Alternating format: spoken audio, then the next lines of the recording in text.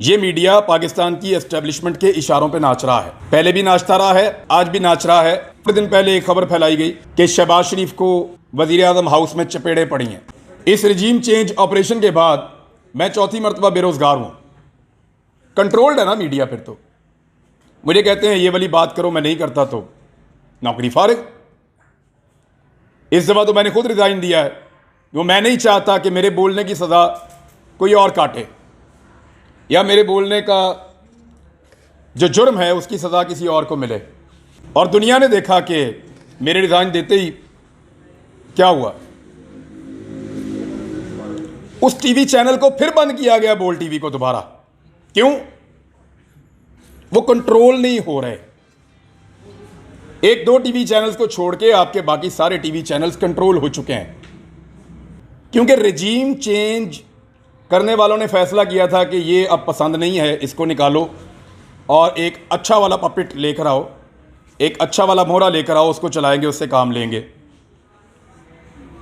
तो जब regime change हो गया तो उसके बाद अब आटा महंगा थोड़ी होगा, पेट्रोल महंगा थोड़ी होगा, बिजली महंगी थोड़ी होगी।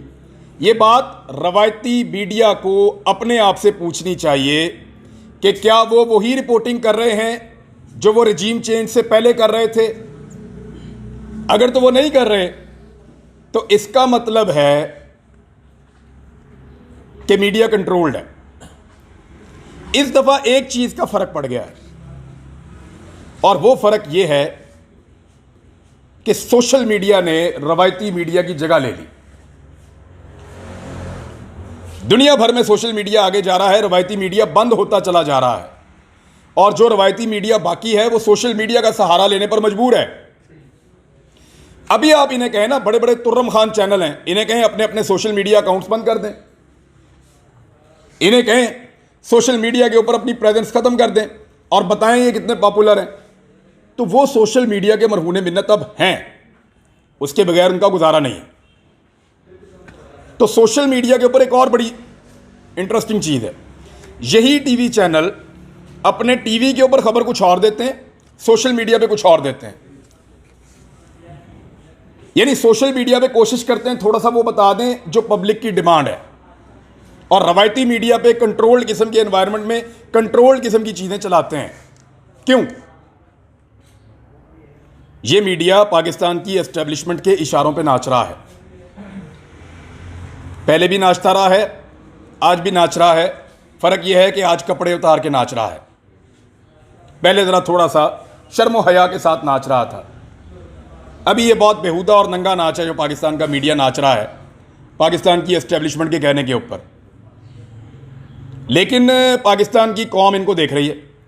अब सोशल मीडिया का दौर है। जो आपने कल किया इस मुल्क के अंदर, कायदे आज़म मोहम्मद अली जिन्ना रहमतुल्लाह अलैह से लेकर बेनज़ीर भुट्टो की शहादत तक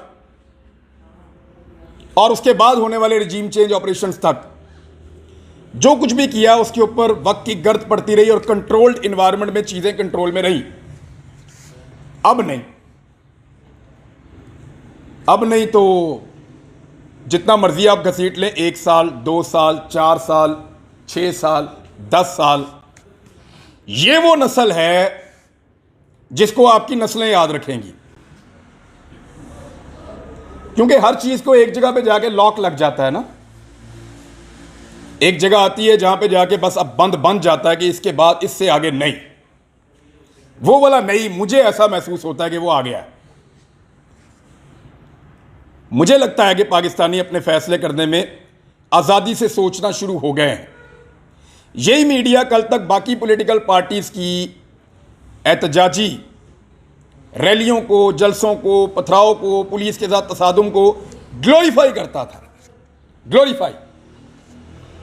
आज यार एक पॉलिटिकल पार्टी है, उसको ये मीडिया दहशतगर्द बनाना चाहता है, लेकिन बन नहीं रहा, क्योंकि बयानियां बनाने का काम जो कल तक मीडिया के पास था पाकिस्तान के, और एस्टेब्लिशमेंट की ख्वाहिश पे बयानियां बना करता था, आज वो बयानियां पाकिस्तान के डिजिटल मीडिया पे बन रहा है। तो डिजिटल मीडिया के जो प्लेटफॉर्म्स हैं उन्हें इकट्ठे होना चाहिए। मैंने अरशद शरीफ भाई को फ़ोन किया, मैंने उन्हें कहा कि अरशद भाई आप अपना सोशल मीडिया के ऊपर एक वीलॉग शुरू करें। He was not in Pakistan. तो उन्होंने मुझे कहा कि वो मेरा फील्ड नहीं है, मैंने कभी किया नहीं है और मुझे उसके बारे में ज़्यादा पता भी नहीं है। तो मैंने अरशद भाई से कहा, मैंने कहा आप करें अरशद भाई, इसके कुछ फ़ायदे होंगे। नंबर एक, जो लोग आपको चुप करवाना चाहते हैं वो नाकाम हो जाएंगे। नंबर दो, आपके अंदर जो एक जर्नलिस्ट का कैथारसिस यही होता है कि वो बोले और बात बताए। एक जर्नलिस्ट जो है उसको तकलीफ यही होती है कि उसकी आवाज़ पहुंचनी चाहिए। मैंने कहा आपको एक इनर पीस भी होगा कि जो आप कहना चाहते हैं वो आप कह रहे हैं और बात लोगों तक पहुंच रही है। दो चीज़ें। तीसरा, मैंने उन्हें कहा कि ये पता चलना चाहिए कि हम में और मुल्क दुश्मनों में बहुत फ़र्क है। मुझे पता है अरशद शरीफ बाहर जाकर भी जो बात करेगा वो वही करेगा जो कानून और आइन के मुताबिक होगी। अरशद शरीफ ने बाहर जाके कोई पाकिस्तान का गद्दार नहीं बन जाना था।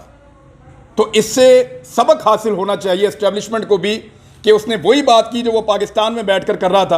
आज साबिर शाकिर ने जितनी बात की है पाकिस्तान से बाहर, जितने भी लोग हैं आप उठाएं, क्या वो पाकिस्तान में भी ऐसी ही बात नहीं करते थे? क्या उनका रवैया बदल गया? क्या वो गालियां दे रहे हैं? मुहित पीरज़ादा, क्या वो गालियां दे रहे हैं? उनका रवैया बदल गया? नहीं, वही है। तो ये जो कंट्रोल करने की एक कोशिश थी ना, इसको सोशल मीडिया ने नाकाम बनाया है। हमारे पास एक नया हथियार है, लेकिन इस नए हथियार के साथ नई जिम्मेदारियां भी हैं। नई जिम्मेदारियां ये कहती हैं कि आप जज करें कि क्या ठीक है और क्या गलत है। मेरा सहाफ़ती नुक्ता नज़र यह है कि सही और गलत के बीच में अगर तो मेरे दिमाग के अंदर कोई घंटी मौजूद है और वो बज रही है तो वो मुझे बताएगी कि सही क्या और गलत क्या है। तो मेरा दिमाग मुझे सही और गलत के बीच में गाइड करता है और मेरा नज़रिया ये है कि मैं सही और गलत के बीच में न्यूट्रल नहीं रह सकता। थोड़े दिन पहले एक खबर फैलाई गई कि शहबाज शरीफ को वज़ीर आज़म हाउस में चपेड़े पड़ी हैं। याद होगा आप लोगों को। मैंने सख्त अल्फाज में इसकी मुखालफत की थी कि कौन है, किसकी जुर्रत है जो वज़ीर आज़म को चपेड़े मारे। ये खबरें अपना खौफ फैलाने के लिए फैलाई जाती हैं। वो लोग ये चाहते हैं कि सब उनसे डरें, लेकिन जो लोग अल्लाह से डरते हैं वो फिर किसी और से नहीं डरते। ज़िंदगी, आपका रिस्क, आपकी इज़्ज़त, आपकी औलाद, ये सारी चीज़ें अल्लाह रब्बुल इज़्ज़त के पास हैं। कोई ज़मीन पर बैठा हुआ फ़िरौन या ज़मीनी खुदा इनका फ़ैसला नहीं कर सकता। सोशल मीडिया पे आपको बैलेंस क्रिएट नहीं करना। आपको सही और गलत का फ़ैसला करके जो आपकी दानिश में ठीक है उसके साथ खड़े हो जाना, डट कर। मुझे तो लगता है कि इससे आपको कामयाबी मिलेगी। थैंक यू वेरी मच, बहुत शुक्रिया। अस्सलाम वालेकुम।